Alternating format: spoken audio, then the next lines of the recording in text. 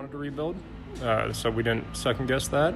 And then we got lucky with finding our contractor, John Hornbeck. He hooked us up with a really great draftsman.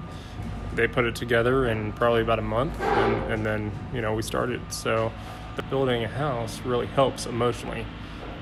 Seeing that you're able to come back to town is nice. Rebuilding is nice, and then just moving forward in life is good. So it really helps, I think, emotionally that way. It's the same blueprint as before.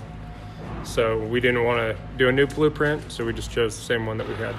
Yeah, I've heard other people, it sounds like they're, whether it's getting a good price from a contractor or, having to add, code upgrades they might not be able to afford, or, stuff like that.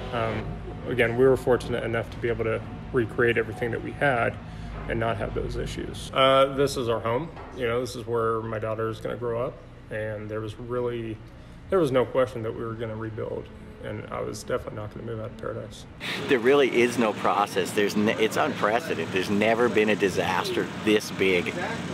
This many properties that needed to be cleaned, this many that needed to be toxically cleaned, and foundations laid, and getting contractors. It's a one of a kind. There just is not anything that can compare to this. So it's all new. It's every day it's a new process.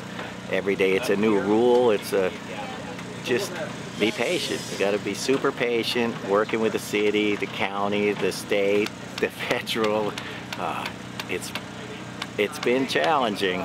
There really isn't any time to even think about them. There just hasn't been. I'll dwell on it someday, but you don't have time to struggle. You just got to do what you got to do.